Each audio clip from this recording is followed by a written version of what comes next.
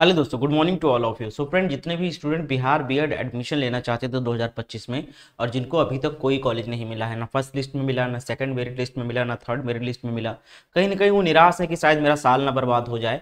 और उनको जब से पता चला है कि कुछ सीटें अभी भी बची हुई है, जैसे 800 कुछ सीटों का पता चला था कि 800 कुछ सीटें बची हुई है, तो अब इसको लेकर बहुत ज़्यादा डाउट है बच्चों को कि सर ये 800 कुछ सीटें हैं, इस पर कैसे एडमिशन होगा।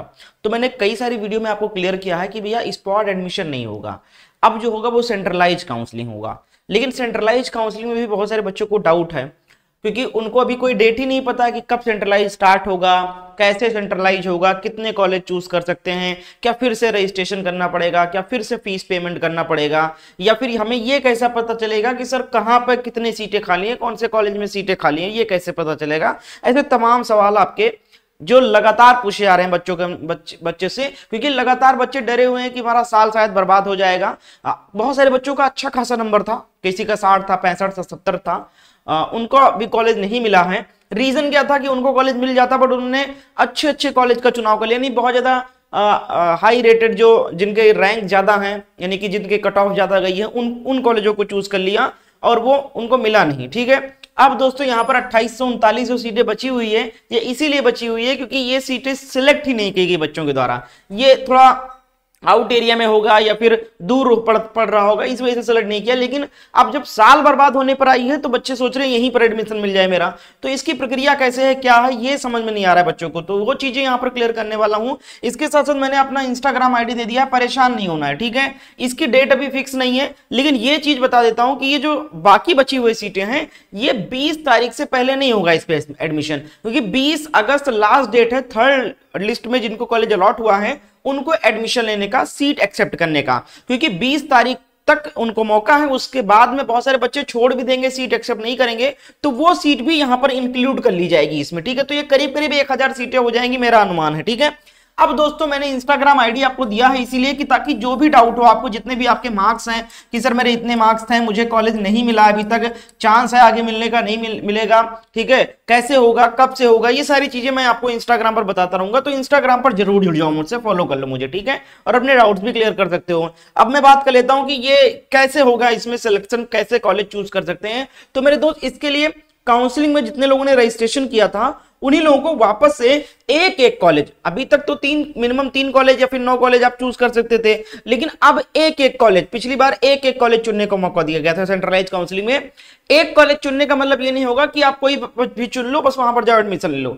एक कॉलेज चुन लो, उसके बाद में ये पता चलेगा कि आपको कॉलेज मिला या नहीं मिला। ठीक है, तो एक एक चॉइस केवल देनी होती है वहां पर, तो आप एक एक चॉइस दे सकते हो। अब ये डाउट है आपका, सर कैसे पता चलेगा कहां सीट खाली है, कौन से कॉलेज में सीट खाली है। तो भैया इसके लिए अभी एक 20 तारीख के बाद में जब सेंट्रलाइज काउंसलिंग स्टार्ट करेंगे ये, तो उससे पहले एक वैकेंट सीट की लिस्ट जारी करेंगे, यानी कहां पर कौन से कॉलेज में कितनी सीटें खाली हैं इसकी लिस्ट जारी होगी, और उस लिस्ट को देखकर ही आपको कॉलेज का चुनाव करना होगा। ठीक है, तो जो चीजें हैं आगे की प्रक्रिया आपको इस चैनल पे मिलती रहेगी। चैनल को सब्सक्राइब करके बेल आइकन को ऑन कर लो, और उसके बाद भी अगर भाई बिल्कुल हजारों संख्या में बच्चों को अभी एडमिशन नहीं मिला और सिर्फ सीट 1000 है, तो यानी कि इसके सेंट्रलाइज होने के बाद भी बहुत सारे बच्चों को कॉलेज नहीं मिलेगा, ये तो सच है। ठीक है, तो उनको भी निराश नहीं होना है। बहुत सारे स्टेट में ऐसा होता है कि डायरेक्ट एडमिशन होता है बिना किसी एंट्रेंस एग्जाम के। ठीक है, सभी स्टेट में एंट्रेंस लागू नहीं है, जैसे कि एक हरियाणा स्टेट है, यहां पर डायरेक्ट एडमिशन हो जाता है बिना किसी एंट्रेंस एग्जाम दिए हुए। ठीक है, तो जो सोच रहे हैं कि साल बर्बाद हो जाएगा, साल नहीं बर्बाद होगा भैया।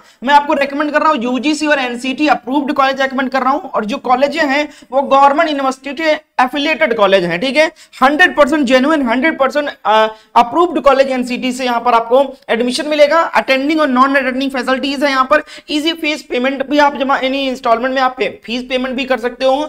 अधिक जानकारी के लिए, अगर आपको कॉलेज नहीं मिलता है बिहार बीएड में या फॉर्म नहीं डाला था, तो एक बार इस नंबर पे कॉल कर लेना कि सर मुझे एडमिशन चाहिए, क्या प्रोसेस है, कितनी फीस है, कौन कौन से डॉक्यूमेंट लेंगे, कौन सा कॉलेज है, कितने सेमेस्टर होंगे, ये सारी जानकारी इस नंबर पे दिया जाएगा। तो मेरे बिहार बीएड के जितने भी स्टूडेंट हैं वो सभी एक बार इस नंबर पे कॉल करके बात जरूर कर लीजिएगा, तो आपको एक ये भी ऑप्शन देखने को मिल जाएगा कि अगर आपको कॉलेज नहीं मिलता या आपने फॉर्म नहीं भरा था, या बहुत सारे बिहार बीएड के बच्चे ऐसे थे जिन्होंने क्वालिफाई नहीं कर पाए थे एंट्रेंस एग्जाम, उनको भी यहां पर अभी भी मौका है अपना साल ना बर्बाद हो एडमिशन लेने का। तो इस नंबर पे कॉल करके बात कर लीजिएगा एक बार, ठीक है। और चैनल को सब्सक्राइब कर लो, जो भी अपडेट आएगी काउंसलिंग में बताऊंगा। इंस्टाग्राम पर जुड़े रहोगे तो कोई दिक्कत नहीं, सारी अपडेट आपको मिलती रहेगी। बहुत बहुत शुक्रिया वीडियो को एंड तक देखने के लिए।